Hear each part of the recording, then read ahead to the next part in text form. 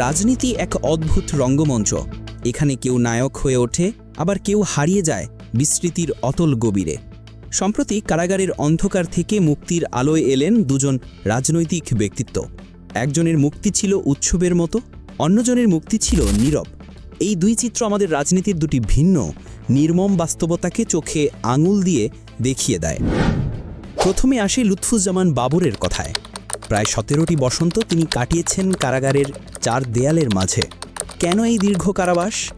তিনি ছিলেন তার দলের একজন একনিষ্ঠ সিপাহী সালার।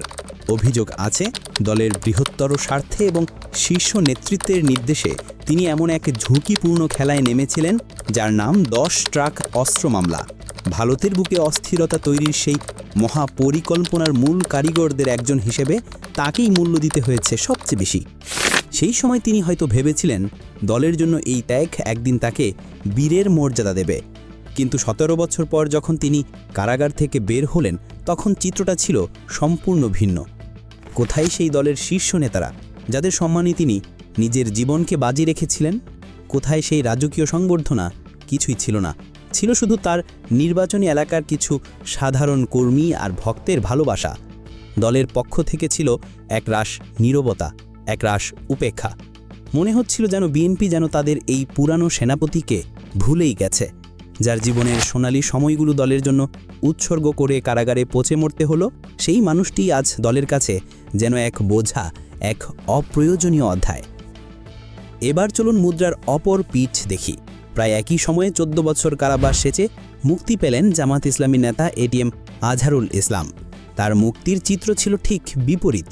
কারাগারের ফটক থেকেই তাকে বরণ করে নিলেন দলের শীর্ষ নেতারা। ফুলের মালা, স্লোগান আর উষ্ণ আলিঙ্গনে তাকে বুঝিয়ে দেওয়া হলো দল তার ত্যাগকে ভুলেনি। শুধু তাই নয়, মুক্তির পরপরই তাকে দলীয় সর্বোচ্চ নীতি নির্ধারণী ফোরামে সম্মানজনক পদ দেওয়া হলো। তার জন্য প্রস্তুত করা হলো দলীয় কার্যালয়ে আলাদা কক্ষ। এমনকি আগামী নির্বাচনে তার নিজ এলাকা থেকে তাকে প্রার্থী হিসাবেও ঘোষণা করা হয়েছে।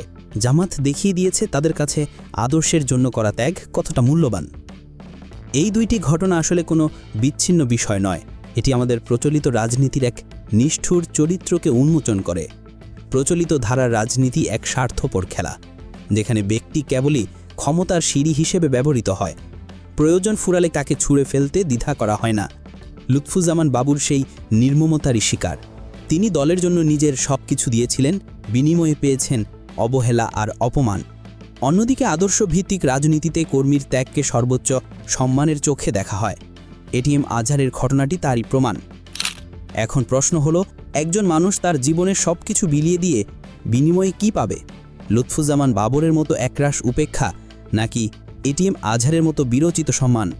এই উত্তরই হয়তো ঠিক করে দেবে ভবিষ্যতে কর্মীরা দলের জন্য জীবন বাজি ধরবে নাকি স্বার্থের পেছনে ছুটবে। সিদ্ধান্ত সময়ের হাতে। বাবরকে নিয়ে বিএনপি কি করা উচিত এখন? কমেন্টে জানান আপনার মতামত। সাবস্ক্রাইব করতে ভুলবেন না আমাদের ফার্সি নিউজ 24। সত্যি বলি, আরও স্পষ্ট।